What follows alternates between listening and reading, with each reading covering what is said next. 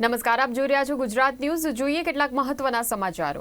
રાજકોટ લોકસભા બેઠકના ભાજપના ઉમેદવાર પરસોત્તમ રૂપાલાની વિવાદાસ્પદ ટિપ્પણી બાદ ક્ષત્રિય સમાજ દ્વારા કરવામાં આવેલી માંગને પૂરી કરવામાં ન આવતા ક્ષત્રિય સમાજની આજે અમદાવાદના ગોતા વિસ્તારમાં રાજપૂત ભવન ખાતે બેઠક યોજાઈ હતી, જેમાં ભાજપની તમામ 26 બેઠકો પર વિરોધ કરવા અંગેની રણનીતિઓ ઘડવામાં આવી હતી। આ આંદોલનને ઓપરેશન ભાજપ નામ આપવામાં આવ્યું છે। ક્ષત્રિય સમાજ સાથે હવે અન્ય સમાજ પણ આ આંદોલનમાં જોડાઈ ગયો છે, જેમ કે ખત્રી, કાઠી, કારડિયા, નાડોદા, માલધારી સહિતના સમાજના અગ્રણીઓ પણ આ બેઠકમાં ઉપસ્થિત રહ્યા હતા, તો અન્ય રાજ્યોમાંથી પણ ક્ષત્રિય સંસ્થાના વડાઓ બેઠકમાં ઉપસ્થિત રહ્યા હતા। અલગ અલગ સંસ્થાઓના આગેવાનોની અમારી મીટિંગ 4 વાગે શરૂ થઈ હતી। આ આંદોલનને કે જેને હવે અમે નામ આપ્યું છે ઓપરેશન ભાજપ, એને કઈ રીતે આગળ લઈ જવું એની વ્યૂહરચના માટે તમામ સમાજોનો ટેકો લેવા માટે, કારણ કે આ નારી શક્તિના અપમાનનો મુદ્દો છે, અસ્મિતાની લડાઈ છે, તો આ લડાઈ ન કેવળ એક ક્ષત્રિય સમાજની છે, આજે સામેથી તમામ સમાજો અમે સંકલન કર્યું, અમારી સાથે આવ્યા છે। એટલે અમારી આજની જે ભૂમિકા છે એ બહુ સ્પષ્ટ છે કે તમામ સમાજોને સાથે રાખી અને આ અસ્મિતા યુદ્ધને અમે આગળ ધપાવીશું। છતાં બી માલધારી સમાજ વતી અમે ખાતરી આપીએ છીએ જે પણ શક્ય હશે, લોકશાહીમાં મતદાન મોટી વસ્તુ છે, માથા જથ્થા એનું જોર 40-42 સીટોમાં અમારે મતદાનની ટકાવારી, અમારી નારાજગી અમે બતાવી છે સરકારને। ક્ષત્રિય સમાજની જોડે અમે સાથે છીએ, જ્યાં જરૂર પડે ત્યાં વિખરાયેલો છે, એકાદ સીટ ઉપર પર્ટિક્યુલર નથી, પણ તો બી લોકશાહીમાં એક મતનું મૂલ્ય હોય છે, અને ખાતરી આપી છે ક્ષત્રિય સમાજ કે અમના ભૂતકાળમાં મદદ કરેલી છે, અમે એમના ઋણી છીએ, અને જે પણ જરૂર પડે એ અમે એમની સાથે સહકાર આપવા માટે આજે એમને જાણ કરી છે, ટેકો જાહેર કરીએ છીએ। નમસ્તે।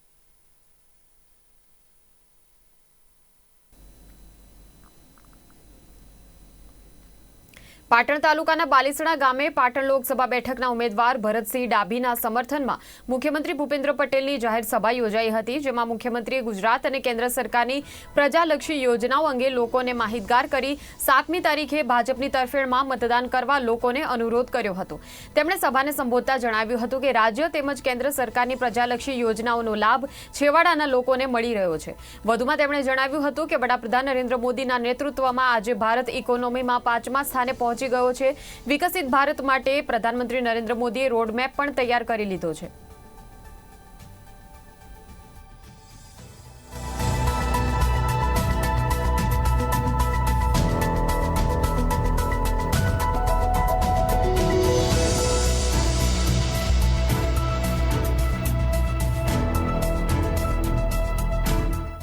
અને એના માટે વિકસિત ગુજરાત, અને વિકસિત ગુજરાત માટે અત્યારથી માન્ય નરેન્દ્રભાઈએ દરેક જેટલી સરકારી યોજનાઓ છે એ બધી જ યોજનાનો લાભ ઘેર બેઠા લોકોને આપવા માટેની વ્યવસ્થા કરી।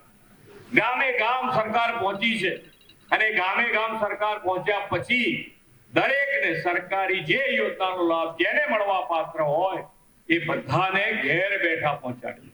દરેક જણ ગામે ગામ, અહીંયાથી તમે બધા એના સાક્ષી હશો, અહીંયા તમારા ત્યાં માન્ય નરેન્દ્રભાઈનો ગેરંટી રથ આવ્યો હતો, જેને જે યોજના મળવા પાત્ર હોય ઘેર બેઠા આજથી એનું કામ શરૂ। નાના માણસ, સેવાળાનો માણસ એ મુખ્ય પ્રવાહમાં કેવી રીતે આવે એના માટેનો હર હંમેશ માન્ય નરેન્દ્રભાઈએ પ્રયત્ન કર્યો છે। ગુજરાત વ્યાયામ પ્રચારક મંડળ સંચાલિત Chhotubhai Purani degree college of physical education Rajpipla શૈક્ષણિક વર્ષ 2023-2024 દરમિયાન આ સંસ્થામાં અભ્યાસ કરતા 165 વિદ્યાર્થીઓમાંથી 86 વિદ્યાર્થીઓએ રાષ્ટ્રીય અને યુનિવર્સિટી કક્ષાએ સંસ્થાને ગૌરવ અપાવ્યું હતું, જે બદલ આ તમામ તેજસ્વી તારલાઓનો સત્કાર કાર્યક્રમ યોજવામાં આવ્યો હતો। તાલીમાર્થીઓએ ખૂબ જ ઉત્સાહપૂર્વક આ કાર્યક્રમમાં ભાગ લીધો હતો। વિશેષમાં Shri Chhotubhai Purani degree college રાજપીપળાના Acharya doctor Hasmukh પટેલે જણાવ્યું હતું કે તેજસ્વી તારલાઓએ સંસ્થાને ગૌરવ અપાવ્યું છે અને સમાજમાં તેઓ પદાર્પણ કરી રહ્યા છે, ત્યારે તેમના ભાવિ જીવનમાં ઉજ્જવળ કારકિર્દીને પ્રાપ્ત થાય તેવી શુભેચ્છાઓ વ્યક્ત કરી હતી। તેમજ 86 જેટલા વિદ્યાર્થીઓમાં અને યુવાનો સાથે યુવતીઓએ પણ વિવિધ પ્રકારની સિદ્ધિ હાંસલ કરી દેશમાં પોતાનું અને સંસ્થાનું નામ રોશન કરવા બદલ શુભેચ્છાઓ પાઠવી હતી।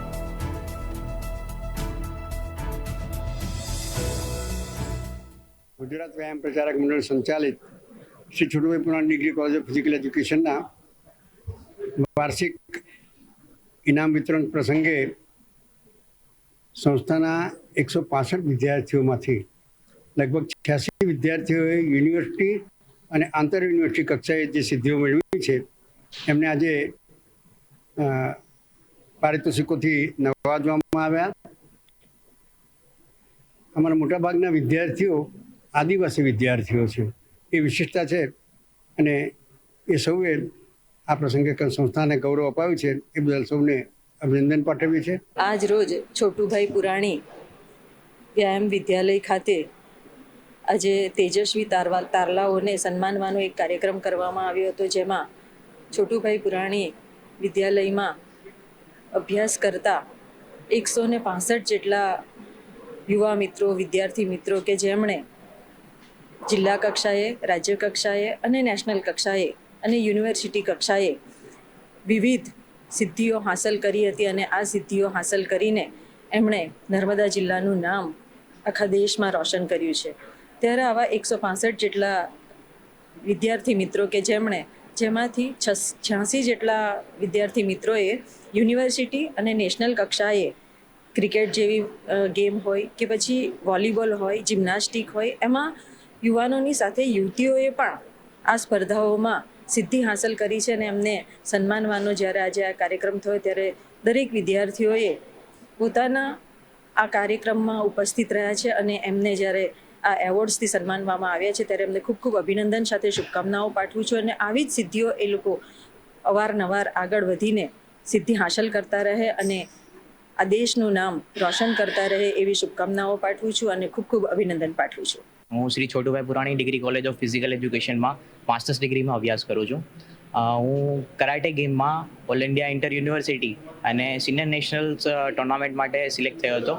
તે બદલ Shri Chhotubhai Purani degree college of physical education દ્વારા મને વાર્ષિક પુરસ્કાર સમારોહમાં આ પુરસ્કાર આપીને સન્માનિત કરવામાં આવ્યો હતો. તેમજ સંસ્થાના બીજા અનેક વિદ્યાર્થીઓ જેણે અલગ અલગ ગેમ્સમાં અલગ અલગ સિદ્ધિઓ પ્રાપ્ત કરી છે તે સર્વને પણ પારિતોષિક આપીને સર્વને સન્માનિત કરવામાં આવ્યા હતા. मैं श्री छोटूभाई पुरानी degree college of physical education का छात्र हूँ, TY में हूँ.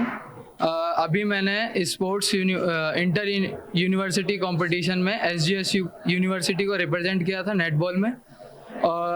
यहाँ पे एक्सपीरियंस मेरा बहुत अच्छा रहा है. जैसे कि मैं TY स्टूडेंट से मेरा लास्ट ईयर है, तो यहाँ पे ये आज जो मैं अचीवमेंट्स जो मेरे को रिवॉर्डेड किया गया है, ये सिर्फ एक ही कारण की वजह से कि यहाँ की फैसिलिटी, यहाँ के ग्राउंड्स, यहाँ के टीचर्स, यहाँ के कोचेस, उन्होंने बहुत अच्छी तरीके से मुझे ट्रेंड किया था. That is the main reason that I achieved that reward. So thank you.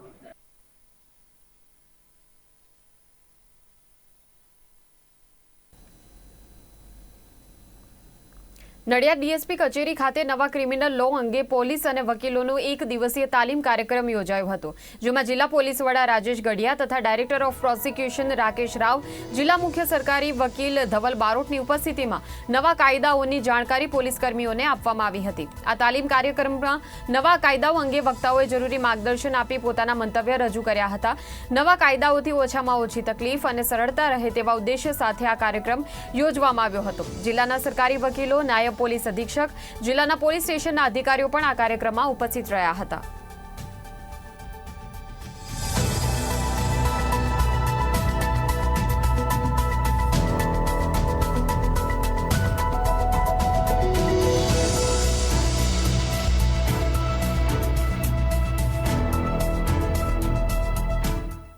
આજરોજ ખેડા જિલ્લા ખાતે ખેડા જિલ્લા પોલીસ, ડિરેક્ટર ઓફ પ્રોસિક્યુશન અને જિલ્લા સરકારી વકીલની ટીમ દ્વારા જે નવા કાયદાઓ અમલમાં આવનાર છે એ બાબતનો અભ્યાસ વર્ગ રાખવામાં આવેલ છે, જેની અંદર જિલ્લાના પોલીસ અધિકારીઓ અને જિલ્લાના વકીલશ્રીઓ તમામ મળી એકબીજાના કોઓર્ડિનેશનથી ચર્ચા વિમર્શ થઈ અને નવા કાયદાઓમાં જે અગત્યની બાબતો છે એ સારી રીતે સમજી શકે, પોતે જ્ઞાન મેળવી શકે અને એનો અમલવારી થઈ શકે અને લોકોને ન્યાય આપવા માટે વધારેમાં વધારે સક્ષમ બને એ પ્રકારનો પ્રયત્ન કરવામાં આવેલો છે. આજ રોજ 1/7/2024 થી જે 3 જૂના કાયદા IPC, CRPC અને એવિડન્સ એક્ટ રિપ્લેસ કરીને 3 નવા કાયદાનું જે અમલવારી થવાની તે અંગે આજરોજ ડીજીપી ઓફિસ, ડાયરેક્ટર ઓફ પ્રોસિક્યુશનની કચેરી તેમજ એસપી ઓફિસ દ્વારા સંયુક્ત રીતે એક અભ્યાસ વર્ગનું આયોજન થયું છે અને તેની અંદર આજરોજ સૌને એ નવા જે એક્ટ આવવાના છે તે અંતર્ગત આજે તાલીમ આપવામાં આવી રહેલી છે.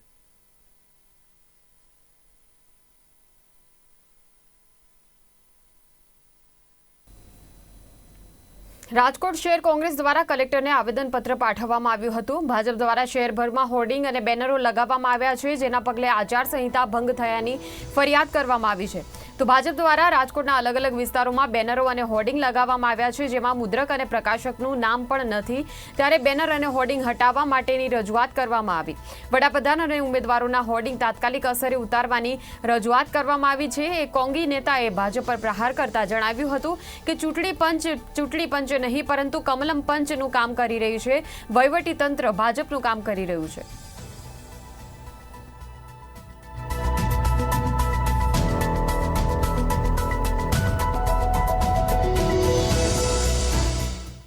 ખાસ કરીને ભારતીય જનતા પાર્ટી દ્વારા આચારસંહિતાની અનેક ફરિયાદો કરવામાં પ્રજાજનો દ્વારા પણ આવી, વિરોધ પક્ષ તરીકે કોંગ્રેસ પાર્ટીએ પણ કરી.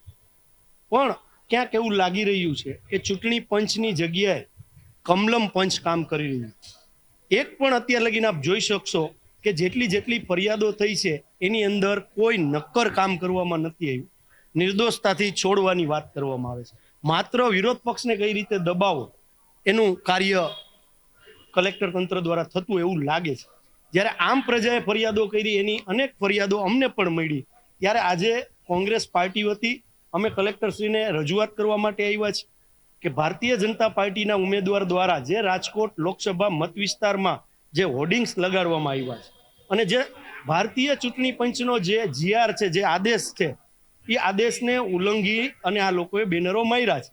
એની અંદર સ્પષ્ટ એવું લખેલું છે કલમ દ્વારા કે તમે પ્રકાશનનું નામ લખવું પડે, સૌજન્ય એટલે કે ખર્ચ કોણ આપવાનો છે એનું નામ લખવું પડે. આપ જોઈ શકશો મીડિયાના માધ્યમથી ભારતીય જનતા પાર્ટીના એક પણ બેનરની અંદર કોઈનું સૌજન્ય લખેલું નથી. એ પ્રિન્ટ ક્યાં થયું છે બેનર એ પણ લખેલું નથી. એની અંદર માત્ર એટલું લખેલું છે કે રાજકોટ લોકસભા મત વિસ્તાર. એની જગ્યાએ ભારતીય જનતા પાર્ટી લખવું પડે એ લોકોએ, અથવા એ પ્રિન્ટ ક્યાં થયું છે એ બેનર કોઈ જગ્યાએ પ્રિન્ટ થયું હોય એનું નામ લખવું જોઈએ. જે મારા હાથમાં જે લેટર છે એ લેટરની અંદર ચૂંટણી પંચનો લેટર છે એમાં એવું લખેલું છે એ આપણે કહી છીએ. આ ઘરે કોંગ્રેસ બનાવેલો લેટર નથી. એટલે આજે અમે એ રજૂઆત કરવા માટે આવ્યા છીએ કે માત્ર ને માત્ર સત્તા પક્ષને કઈ રીતે ફાયદો પહોંચે કલેક્ટર તંત્ર દ્વારા એ કામ કરવામાં આવે છે કે લોકશાહીની અંદર લોકો પરેશાન હોય તો એક આશાના કિરણ સાથે આમ પ્રજા કે વિરોધ પક્ષ અહીંયા આવતું હોય છે. પણ આપણે એક નક્કર એવું તમે કામ નથી કર્યું. ભારતીય જનતા પાર્ટીના ઉમેદવાર વિરુદ્ધ જેટલી ફરિયાદો થઈ એ ફરિયાદની અંદર કોઈ નક્કર તમે કામ નથી કર્યું. તો એક તમે લોકશાહીની અંદર કહી દો કે ભાઈ કમલમ પંચ દ્વારા જ કલેક્ટર તંત્ર ચાલવાનું છે, તો અમે લોકો વિરોધ પક્ષ તરીકે વિચારી લઈએ કે આગળની ચૂંટણીનું પરિણામ પણ અત્યારે જ તમે જાહેર કરી દો. ભારતીય જનતા પાર્ટીના ઉમેદવારને અત્યારે વિજેતા જ કરી દો.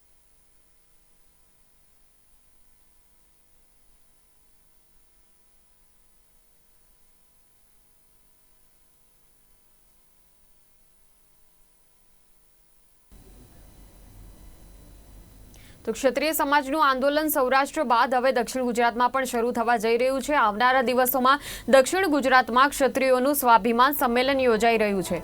સુરત જિલ્લાના બારડોલી ખાતે મહત્વની બેઠકનું આયોજન કરવામાં આવ્યું હતું, જેમાં દક્ષિણ ગુજરાતના ક્ષત્રિય સમાજના 12થી વધુ મંડળના હોદ્દેદારો અને આગેવાનો ઉપસ્થિત રહ્યા હતા.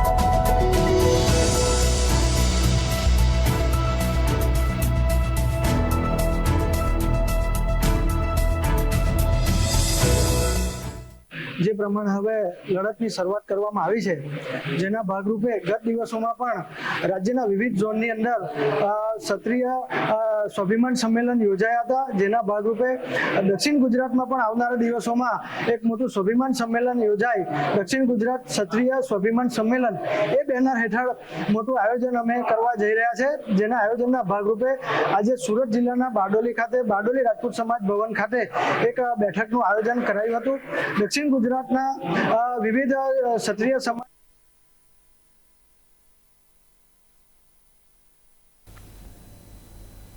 લોકસભાની ચૂંટણીનો હજી પહેલો તબક્કો જ પૂર્ણ થયો છે, એવામાં કોંગ્રેસને એક મોટો ઝટકો લાગ્યો છે.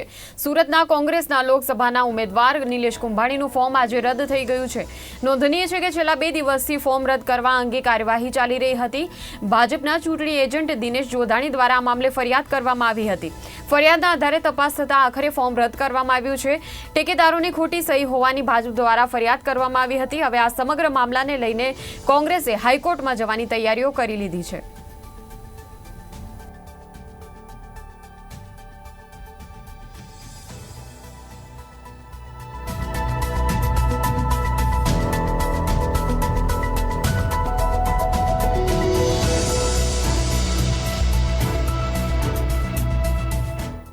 કલેક્ટર સાહેબે આજે સમય આપ્યો હતો, અમે બધાને 9 વાગે બોલાવ્યા હતા. 9 વાગ્યાથી દલીલ ચાલુ થઈ, લગભગ 1-1.5 કલાક દલીલ ચાલી. ત્યાર પછી સાહેબે એવું કીધું કે હવે હું આને ઓર્ડર પર મૂકીશ. અત્યારે ઓર્ડર આવ્યો છે અને બધાની હાજરીમાં, એ લોકોના હાજરીમાં અને અમારી હાજરીમાં કલેક્ટરે નિર્ણય જાહેર કર્યો છે અને બંનેના ફોર્મ 7, 8, 9 જે કોંગ્રેસનું ઉમેદવાર નિલેશભાઈ કુંભાણી છે એનું ફોર્મ પણ રદ કરવામાં આવ્યું છે અને 14 નંબરનું ફોર્મ સુરેશભાઈ પડસાળા છે એનું પણ ફોર્મ રદ કરવામાં આવ્યું છે. એ જાતે પોતે આવ્યા હતા, કલેક્ટર સમક્ષ એને રજૂઆત કરી હતી અને આપને જાણ ખાતર કહી દઉં છું કે કલેક્ટર શ્રી સમક્ષ જ્યારે પણ રજૂઆત થાય છે, અમે બી બેઠા હતા ત્યારે લાઈવ એનું રેકોર્ડિંગ થાય છે. એ વાત તદ્દન ખોટી છે, અમને એ બાબતે કંઈ ખબર નથી. આ તો કોંગ્રેસના જે ઠેકેદારો છે એ આવીને કહી ગયા છે. ત્યાં હાઈકોર્ટમાં પિટિશન કરવા માટે આ ઓર્ડરની જરૂર છે, પણ હાઈકોર્ટમાં પિટિશન ડિલે થાય એટલા માટે માનનીય સેશન સાહેબ ઓર્ડરની કોપી આપવામાં જાણી જોઈને ડિલે કરે છે.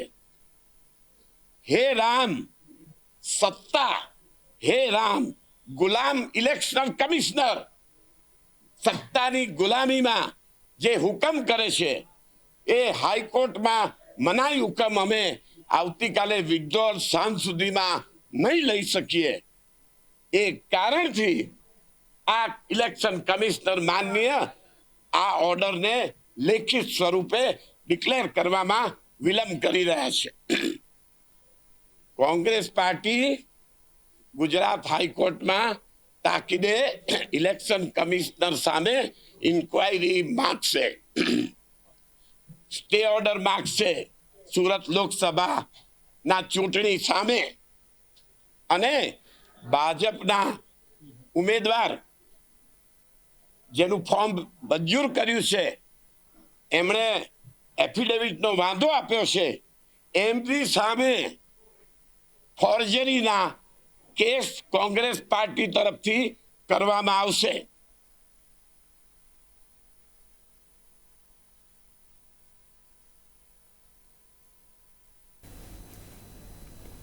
કોંગ્રેસના ઉમેદવાર નિલેશ કુંભાણીના ફોર્મ રદ વિવાદ મુદ્દે શક્તિસિંહ ગોહિલે પણ પ્રેસ કોન્ફરન્સ યોજી હતી. શક્તિસિંહજીએ પ્રેસ કોન્ફરન્સમાં ભાજપ પર આકરા પ્રહારો કર્યા હતા. તેમણે જણાવ્યું હતું કે ભાજપને નિલેશ કુંભાણી જીતી જશે તેવો ડર હતો, આથી જ તેમનું ફોર્મ રદ કરવામાં આવ્યું છે. વધુમાં તેમણે જણાવ્યું હતું કે નિલેશ કુંભાણીને રૂપિયાની પણ ઓફર કરવામાં આવી હતી, તેમની પર સામાજિક દબાણ કરવામાં આવ્યું હતું. તમામ જાતિના લોકોને તેમણે પ્રેસ કોન્ફરન્સમાં અપીલ કરી હતી કે બધાએ એક થઈને આ વખતે ભાજપને પાઠ ભણાવવો જોઈએ અને કોંગ્રેસને સમર્થન કરવું જોઈએ. ઘણા સમય પછી આંતરિક વિખવાદ સર પર આવ્યો, સપાટી પર આવ્યો.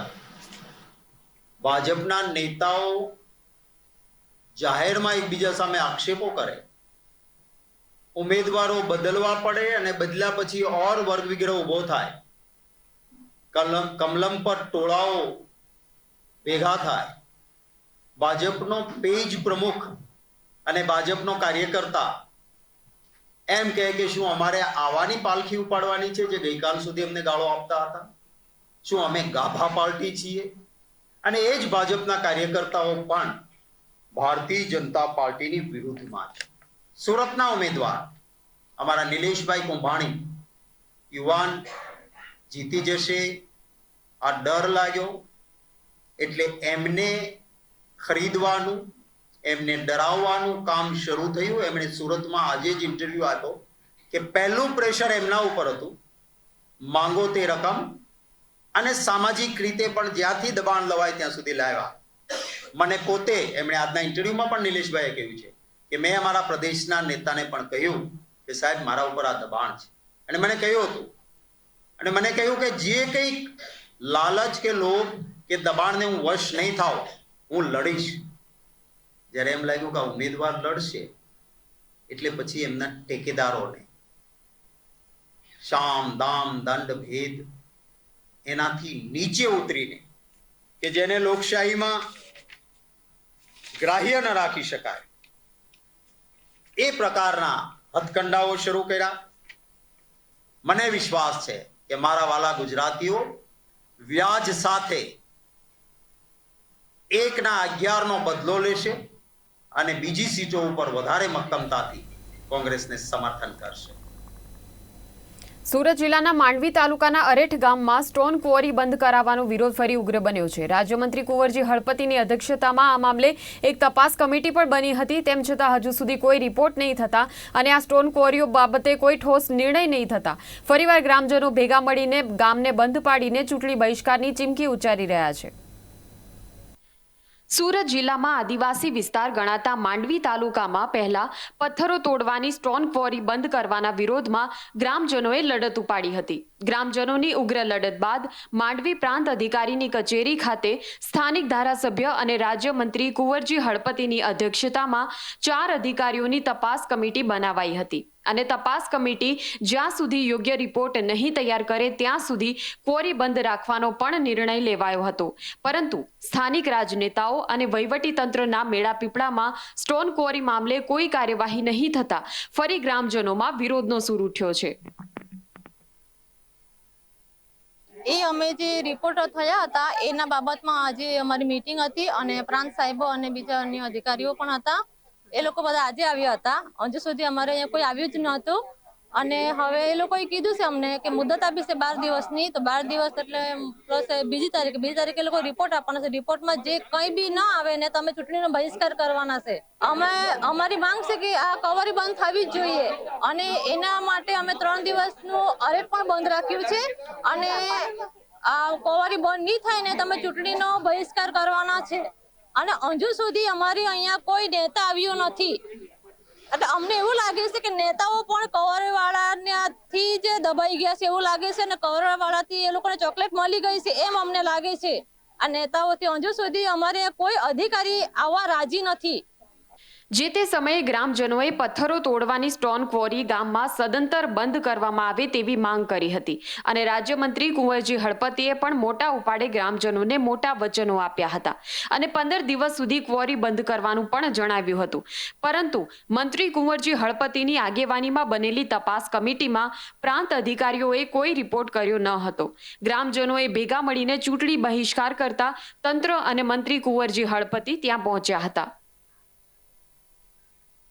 આજે અમે 4-5 મહિનાથી અમારી ક્વારી બંધ બાબતની જે આખું ગામ ભેગું થઈ એકતા સમિતિ દ્વારા જે અમે લડત ચલાવીએ છીએ એ લડત અમારી હજુ પણ ચાલુ છે. અમે સરકારના ધારાધોરણ મુજબ કોઈ પણ કાયદો હાથમાં લીધા વગર સરકારની જે માન્યતા પ્રમાણે એમણે જે કીધું અમને પ્રાંત સાહેબે અને મંત્રીશ્રીએ અમને માંડવી મિટિંગ માટે બોલાવ્યા હતા અને ત્યાં નક્કી થયેલું હતું કે તપાસ સમિતિ રચના કરશે, બ્લાસ્ટિંગની કરશે, પાણીની કરશે, ઘરની તિરાડોની કરશે. એ બધી તપાસ સમિતિ નક્કી કરીને છેલ્લે ફાઇનલ રિપોર્ટ આપશે. પણ એ રિપોર્ટ અમને પાછો આપવામાં આવ્યો પણ એ ફક્ત ને ફક્ત એક લોલીપોપ છે. એમાં કોઈ સાચી ઘટના એમાં બતાવી નથી અને અમારા ઘરમાં એટલી તિરાડો પડે છે અને પાણી પણ પતી ગયું છે. એની ન્યાયિક લડાઈ અમારે ચાલુ રાખવાની છે અને અમે સરકારની સામે આ લડાઈ અમારી આખું ગામ એક રાખી પક્ષ પાર્ટી ભૂલી બધા એક થઈને આ લડત ચાલુ રાખી છે અને આમાં અમને કોઈ સરકારના તંત્રએ કોઈ સાથ સહકાર આપ્યો નથી અને કોઈ એવા નેતાઓ પણ અમને મળવા આવ્યા નથી. તો આવનારા સમયમાં જે ચૂંટણી આવી રહી છે અને પ્રાંત સાહેબ આજે અમે જે મિટિંગ કરી હતી એમાં હાજર હતા અને એ પોતે કહી ગયા છે કે 12 દિવસ પછી અમે તપાસ કરીને ફાઇનલ રિપોર્ટ તમને આપીશું. તો ગ્રામજનોએ અમે બધાએ ભેગા થઈને અહીંયા ગ્રામજનોએ કીધું છે કે 12 દિવસની અંદર જો એ ક્વારી બંધનું લેટર નહીં આપે તો અમે આવનારી ચૂંટણીનો પણ બહિષ્કાર કરીશું અને કોઈ પણ રાજકીય નેતાને અમે ગામમાં આવવા દેવાના નથી. એ પછી માંડવી તાલુકાના અરેઠ ગામે પથ્થરો તોડવાની 5 થી વધુ સ્ટોન ક્વોરીઓ આવેલી છે. સતત બ્લાસ્ટિંગ થતા ત્રસ્ત બનેલા ગ્રામજનોએ આ લડત ઉપાડી છે. જોકે હવે ગ્રામજનોનો રાજ્યમંત્રી કુંવરજી હળપતિ તેમજ વહીવટી તંત્ર સામે રોષ વધ્યો હતો. અગાઉ પણ 2 વાર લોલીપોપ આપ્યા બાદ તપાસ રિપોર્ટ તૈયાર કરવાનું તો ઠીક, પરંતુ 15 દિવસમાં તપાસ માટે અધિકારીઓ ફરક્યા પણ ન હતા. ચૂંટણીમાં નુકસાન થવાની બીકે મંત્રી કુંવરજી હળપતિએ સીએમ કાર્યાલયે રજૂઆત કરી ચૂંટણી પહેલા તમામ ક્વોરી બંધ કરવા બાહેધરી આપતા જોવા મળ્યા હતા. ગામની અંદર જે કવારી બાબતે પ્રશ્ન હતો એનું સોલ્યુશન લાવવા માટે ગુજરાત સરકારના મંત્રી તરીકે આજે આવ્યો હતો. મને કહેતા આનંદ થાય કે મારી બહેનોની જે વેદના હતી એ વેદના સાથે હું સંમત થયો છું. ખરેખર મેં જોયું તો 400 થી વધુ ઘરો ઇફેક્ટિવ છે. પ્રાંતે રિપોર્ટ કર્યો છે 12 દિવસની અંદર અહેવાલ આપવાનો, 12 દિવસમાં નોટિસો આપવાની અને જે કંઈ કે ભરપાઈ કરવાની થશે તે કરશે જ. પણ સાથે સાથે સીએમઓમાં વાત કર્યા પછી મેં ખાતરી મેળવી છે કે આ બધી જ 5 કવારીઓ બંધ કરવાની હું ખાતરી આપું છું. ચૂંટણી પહેલા એનું પરિણામ મળી જશે. માંડવી તાલુકાના અરેઠ ગામે પથ્થરો તોડવા માટે સ્ટોન ક્વોરીઓમાં બ્લાસ્ટિંગ કરવામાં આવે છે, જેનાથી ઘરોને, ગામની ફળદ્રુપ જમીનોને મોટું નુકસાન જઈ રહ્યું છે, જેથી ગ્રામજનો હવે મરણિયા બન્યા છે. અને બીજી બાજુ સ્થાનિક વહીવટી તંત્ર અધિકારીઓને રાજનેતાઓ ગ્રામજનોનો સુખદ ઉકેલ નહીં લાવતા ફરી ગ્રામજનો લડત માટે ભેગા થયા હતા. ચૂંટણી પહેલા જો ક્વોરી બંધ નહીં થાય તો ગ્રામજનોએ ભાજપના નેતાઓને ગામમાં ફરકવા દેવાની પણ મનાઈ ફરમાવી હતી. તેમજ ગ્રામજનો ક્વોરી બંધ ન થાય તો ચૂંટણી બહિષ્કારની વાત પર પણ મક્કમ જણાઈ રહ્યા છે. તો આ હતા અત્યાર સુધીના સમાચારો. વધુ ન્યૂઝ અને અપડેટ્સ માટે આપ જોતા રહો ગુજરાત ન્યૂઝ સત્યની સાથે. નમસ્કાર.